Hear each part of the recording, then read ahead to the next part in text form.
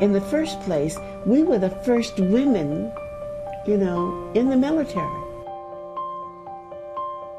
And actually, they really didn't know exactly what to do with us. And so they were learning the same way we were learning,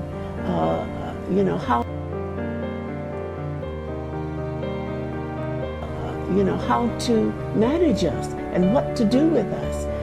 Now, they felt that they could not give us the same kind of training that they gave the men, yet there were no specific plans for the training of women. So we had to go through the basic things that men went through. And of course, a lot of mistakes were made, but we took them in stride.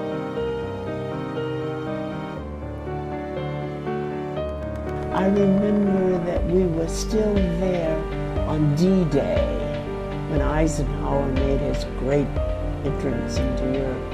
And because we were all huddled around this table listening to the radio and listening to what was going on at that time. So we were still there at that particular time.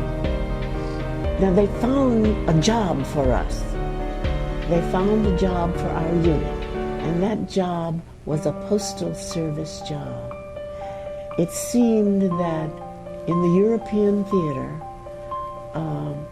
the soldiers at the front had moved about from place to place, that they had not been able to receive any of their mail from home, any of their packages from home, because it just wasn't easy to track them. And so all of this mail and packages had been stored in warehouses around Europe. And so our unit then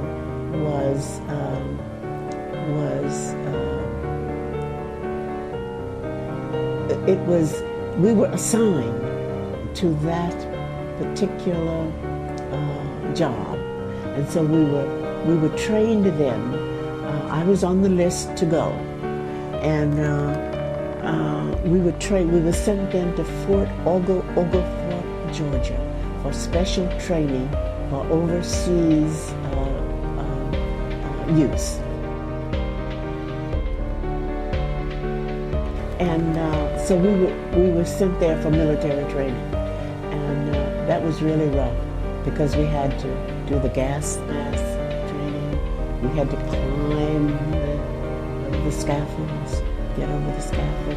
Very much of the training we had there was the same training that the men had for overseas. So it's not the same kind of training you had received No, in Massachusetts? It wasn't. This was different altogether. Okay.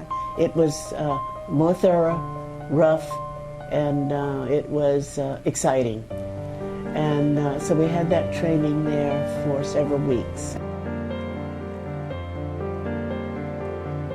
And then I was sent over then with a second group of women who were assigned. And we went to Birmingham, England. And we were housed there in what had been it was abandoned now, but it had been an elite boys' school. And they had, of course, the United States Army had gone in and renovated it and made it available for military. And so that's where we were housed. And every morning, the trucks would come in loaded with packages of mail and packages that had been housed in the warehouses somewhere in England, Mansfield or Birmingham or somewhere. And they would dump all of these packages into one big room. And then they supplied us with files, the names of men who were enlisted in the Army, in the European theater. And so every morning we had to there was a cadre of people who went through and sorted out and gave us packages of mail that suited our files. And I had the V's. And you would have thought that that was a short list, but no. There were many, many people in the Army whose last name began with V's. And you know what was so exciting about that? Now there was part of the history of these men on the files. The Army really must be commended for the kinds of files that they kept, even under those wartime circumstances, because the men who were listed in my files, their whereabouts had been traced as far as the Army could tell at the time we got the files.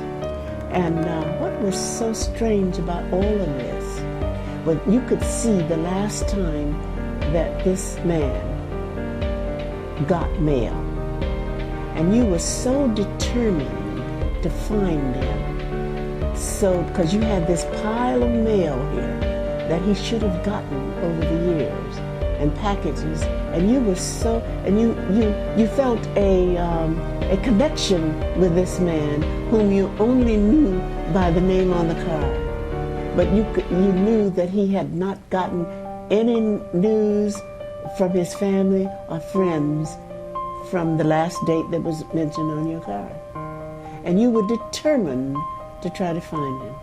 So that was what everybody was concerned with that.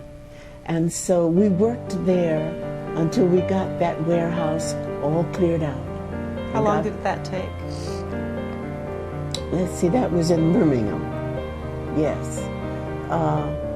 It took several months. Yes, it took several months to do that. What was the name of your unit?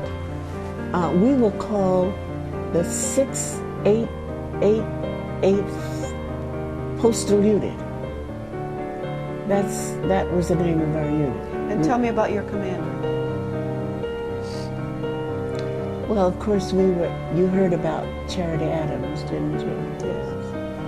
She was our overall commander that was responsible for the working of this entire unit. A very capable woman who had her training, officers training at Fort Des Moines. And of course, she was a very unusual person because she was one of the first black officers, in the Army.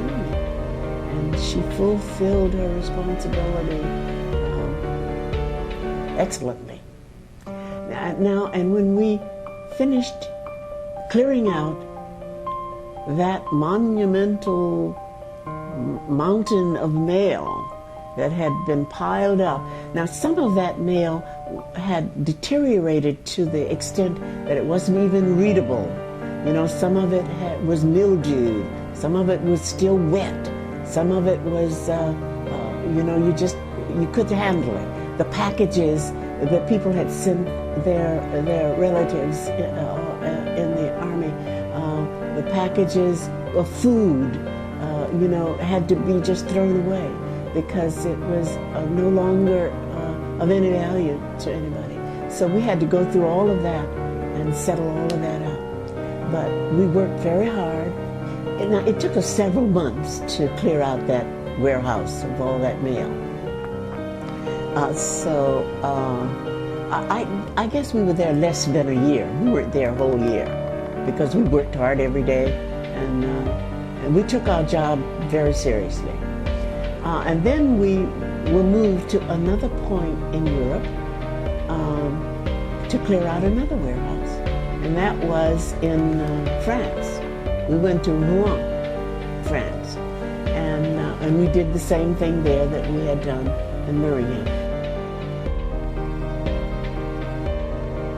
After clearing warehouse after warehouse, sorting millions of pieces of mail, and restoring hope to an entire army, the women of the 6888th Central Postal Directory Battalion had completed a mission that many believed was impossible. With their work finally done, the 888 was reassigned and eventually sent back home. They returned not as ordinary soldiers, but as pioneers, women who broke barriers, shattered prejudice, and proved that excellence has no color, no gender, and no boundaries. For years, their achievements went unrecognized, but time has a way of revealing the truth.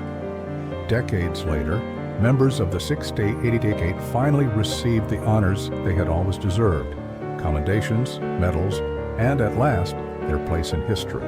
Their story is more than a chapter in the archives of World War II. It is a legacy of perseverance, courage, and unshakable determination. The 888 didn't just deliver the mail, they delivered hope, and they changed history.